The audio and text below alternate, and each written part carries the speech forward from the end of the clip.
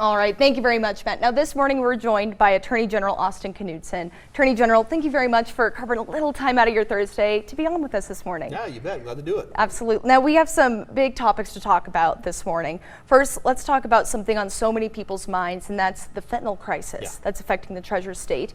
If you just look at it by the numbers, back in 2021, a dramatic increase to what we're seeing today. What is your office seeing? No, that's absolutely right. The best word I have to describe fentanyl use and abuse here in Montana is meteoric. Just 2-3 short years ago, we really weren't seeing much fentanyl in Montana, and our seizures are up. Just all the numbers across the board show us that fentanyl really has come on par almost with methamphetamine here in Montana. A 52% increase just in the first 6 months of this year. Over all of last year, and that's our seizures through our drug task forces and from DCI. So that shows you in just 6 months, we're already smashing last year's record. Now, in your view, is more fentanyl coming into the Treasure State, or are there simply just, more troopers out on patrol getting this? What's your take on that? No, we are definitely seeing more fentanyl being trafficked into Montana. We are a target state now for a couple of Mexican drug cartels. This is all Mexican drug cartel fentanyl, all Mexican drug cartel methamphetamine. Those are still our two primary illicit drugs that are coming into Montana. We have seen a bump in cocaine seizures and cocaine trafficking, especially here in Gallatin County, which is kind of interesting. But yeah, I mean, from fentanyl perspective, we are absolutely seeing this is the product that the cartels are pushing now. This is their hot thing. They can manufacture it cheaply. They can make a tremendous amount of profit here in the U.S., and especially in these northern tier states like Montana. That's why they're here.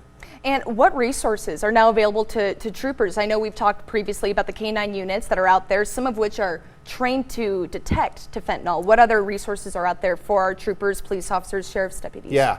Well, I mean, look, this is a huge state, and I've only got about 240 roughly highway patrol troopers, at any given time, half of whom are on shift and half of whom are sleeping. So it's a lot of ground to cover. But I mean, kudos to local sheriff's offices. Obviously, Sheriff Springer here in town and his team do a great job. We've got a number of task forces that are working on this. Kudos to the Montana legislature. The legislature actually stepped up. Number one, they passed some specific fentanyl legislation. Our crime laws in Montana really didn't reflect the seriousness of fentanyl. I mean, such a small amount can be lethal now. We needed a full-scale rewrite of our criminal code to reflect fentanyl. My office did that. Representative Courtney Sprunger from the Flathead carried the bill. Just absolute more tools in the toolbox for law enforcement. You mentioned drug dogs. With all the technology we've got today, Jane, there's still nothing better than a canine's nose. That is a tremendous asset. So we renewed a grant program for local law enforcement to buy drug dogs. Those dogs are expensive. You can't just go to PetSmart and buy a drug dog. They're highly trained, they're very expensive. Your officer typically needs trained to work with that animal. That takes a lot of money for your local sheriff's office or police department.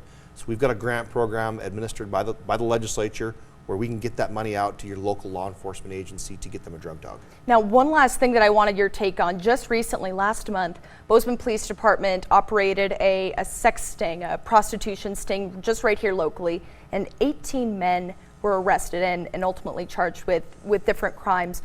When you heard about that, what went through your mind, and what are the next steps in your mind to further address this crime? Well, I was very pleased. I mean, this has become another one of my priorities, frankly. Human trafficking, sex slavery, that's really what we're talking about here. That sting you're talking about here in Bozeman, here in Gallatin County, that is purely fruit of another new law that my agency wrote. We really didn't reflect in state code the seriousness of human trafficking. You could get caught soliciting sex from a minor 4 times in the state, and up until last year, it was a misdemeanor. We've changed that completely, and that's reflected now. This was a sting that was put on, obviously, by local law enforcement here in Gallatin County, but in conjunction with the Montana Department of Justice and our Human Trafficking Division. So that was nothing but great work.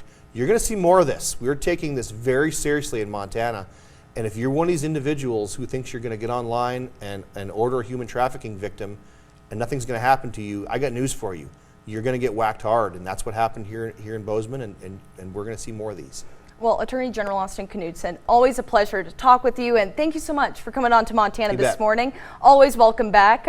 We're going to take a short break here on Montana This Morning, but when we come back, we'll have all your headlines and a look at that forecast.